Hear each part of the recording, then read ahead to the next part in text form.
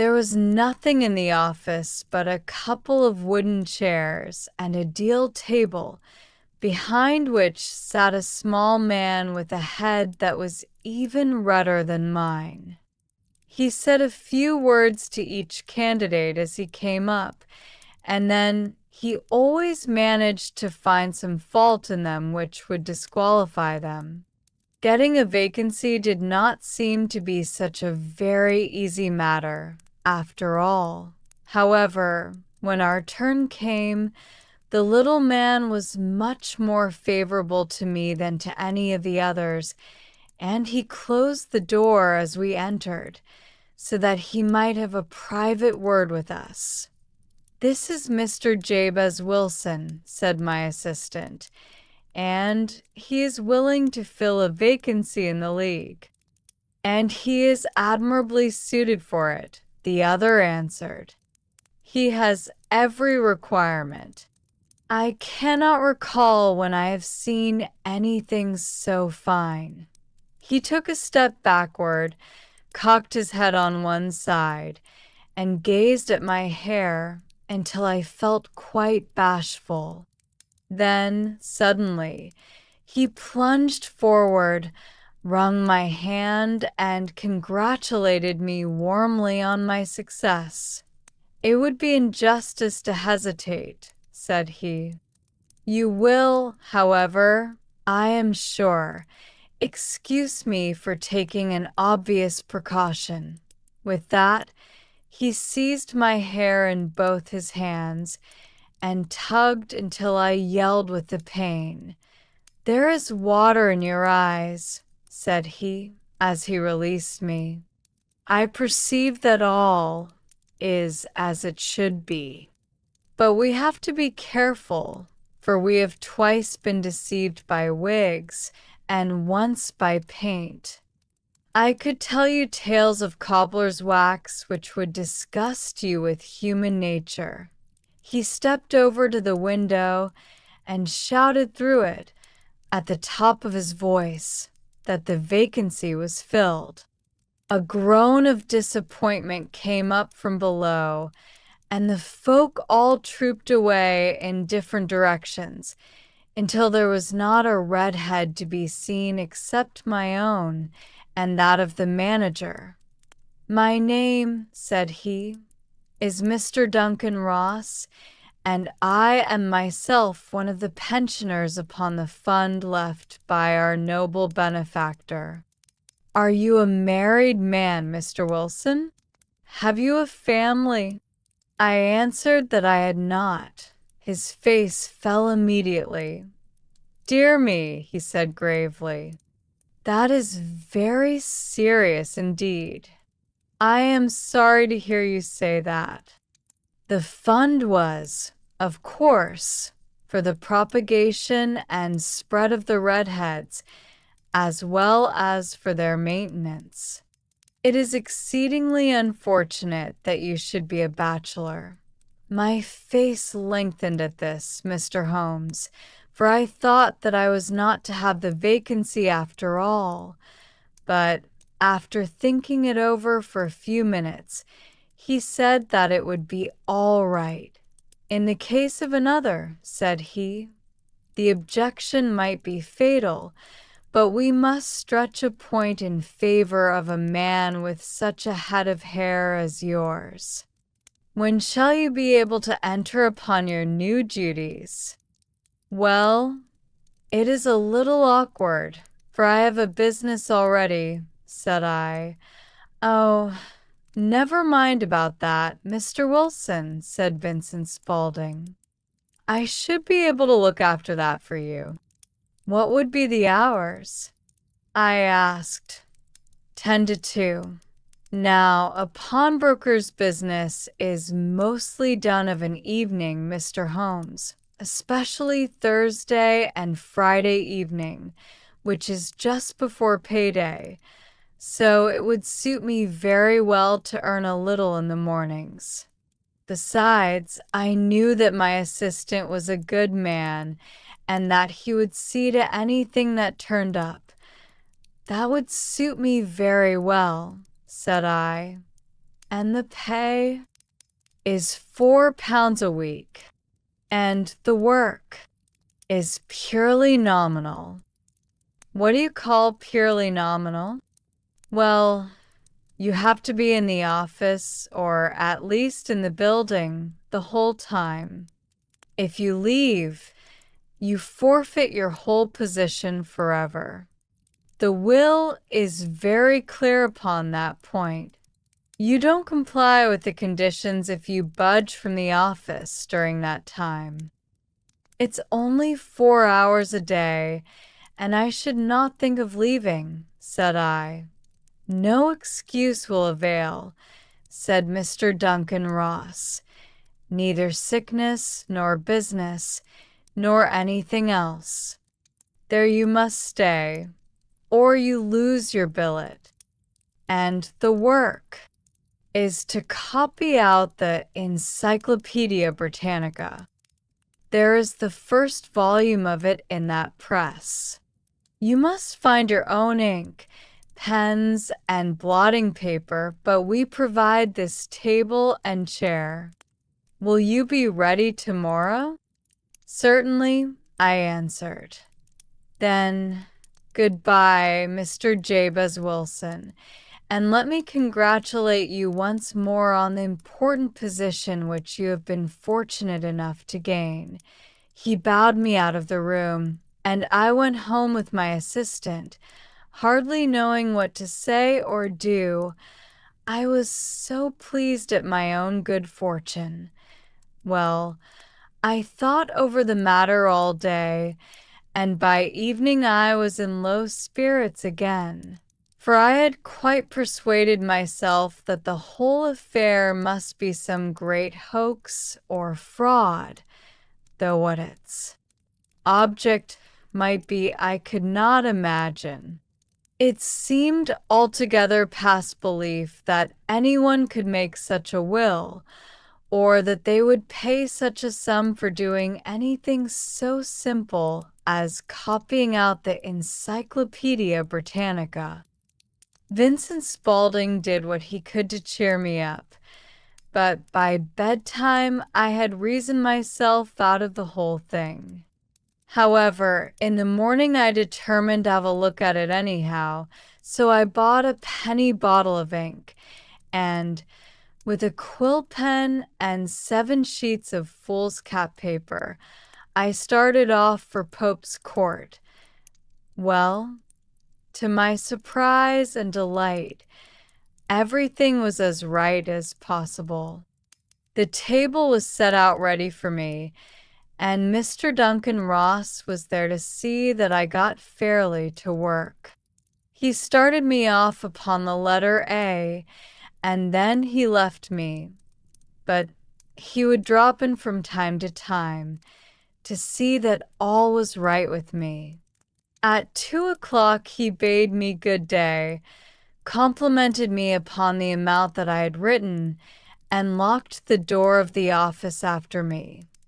This went on day after day, Mr. Holmes, and on Saturday the manager came in and planked down 4 golden sovereigns for my week's work. It was the same next week, and the same the week after. Every morning I was there at 10, and every afternoon I left at 2. By degrees, Mr. Duncan Ross took to coming in only once of a morning, and then, after a time, he did not come in at all. Still, of course, I never dared to leave the room for an instant, for I was not sure when he might come, and the billet was such a good one, and suited me so well, that I would not risk the loss of it. 8 weeks passed away like this, and I had written about abbots and archery and armor and architecture and Attica, and hoped, with diligence, that I might get on to the bees before very long. It cost me something in foolscap, and I had pretty nearly filled a shelf with my writings. And then, suddenly, the whole business came to an end. To an end? Yes, sir. And no later than this morning. I went to my work as usual at 10 o'clock, but the door was shut and locked, with a little square of cardboard hammered onto the middle of the panel with a tack. Here it is, and you can read for yourself. He held up a piece of white cardboard, about the size of a sheet of notepaper. It read in this fashion: "The Red-Headed League is dissolved October 9th, 1890. Sherlock Holmes and I surveyed this curt announcement and the rueful face behind it, until the comical side of the affair so completely overtopped every other consideration that we both burst out into a roar of laughter. I cannot see that there is anything very funny," cried our client, flushing up to the roots of his flaming head. "If you can do nothing better than laugh at me, I can go elsewhere." "No, no," cried Holmes, shoving him back into the chair from which he had half risen. "I really wouldn't miss your case for the world. It is most refreshingly unusual, but there is, if you will excuse my saying so, something just a little funny about it. Pray, what steps did you take when you found the card upon the door?" "I was staggered, sir. I did not know what to do. Then I called at the offices round, but none of them seemed to know anything about it. Finally, I went to the landlord, who is an accountant living on the ground floor, and I asked him if he could tell me what had become of the Red-Headed League. He said that he had never heard of any such body. Then I asked him who Mr. Duncan Ross was. He answered that the name was new to him. "Well," said I, "the gentleman at number 4. "What, the red-headed man?" "Yes."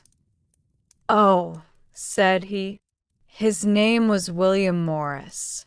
He was a solicitor and was using my room as a temporary convenience until his new premises were ready. He moved out yesterday."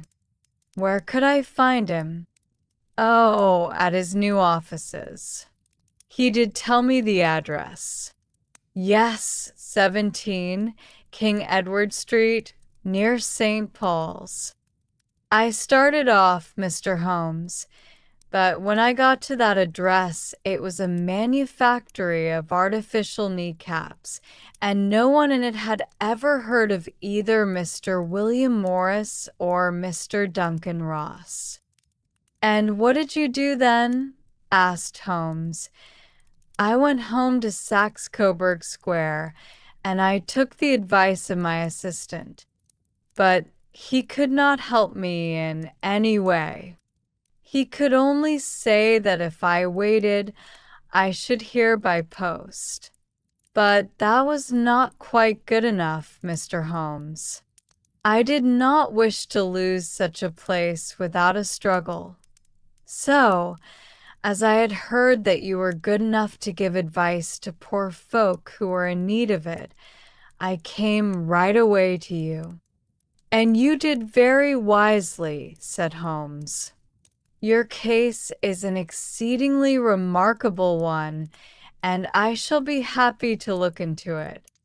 From what you have told me, I think that it is possible that graver issues hang from it than might at first sight appear."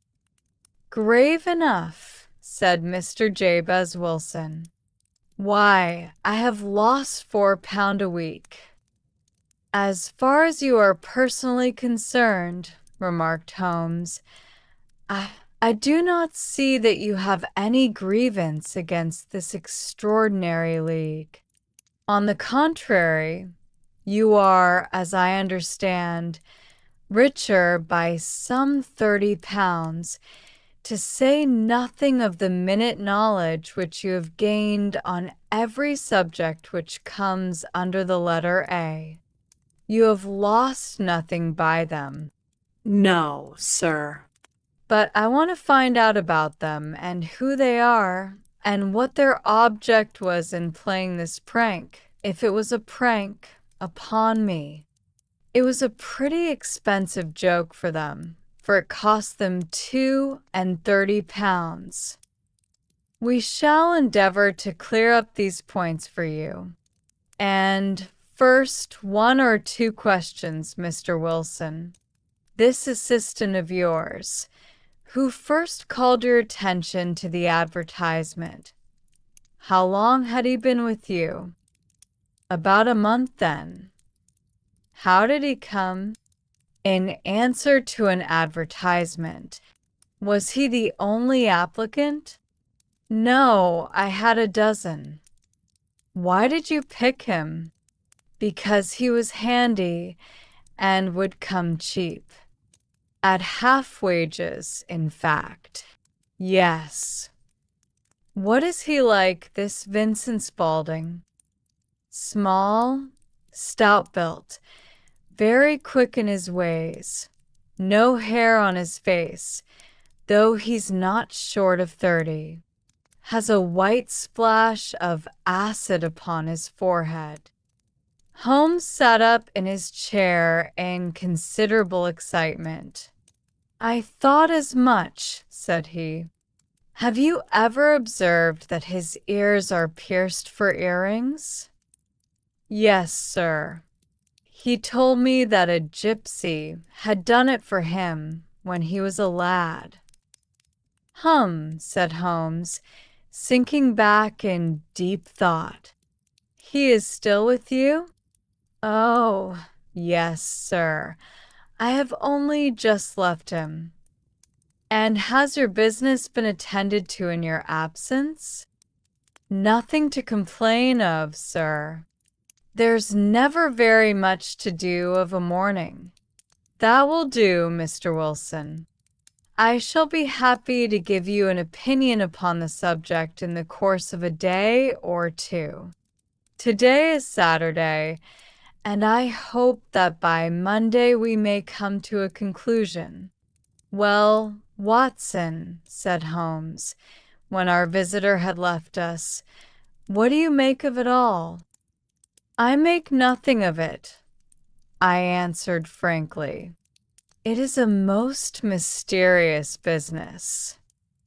As a rule, said Holmes, the more bizarre a thing is, the less mysterious it proves to be. It is your commonplace, featureless crimes which are really puzzling, just as a commonplace face is the most difficult to identify. But I must be prompt over this matter. What are you going to do, then? I asked. To smoke, he answered. It is quite a 3-pipe problem, and I beg that you won't speak to me for 50 minutes.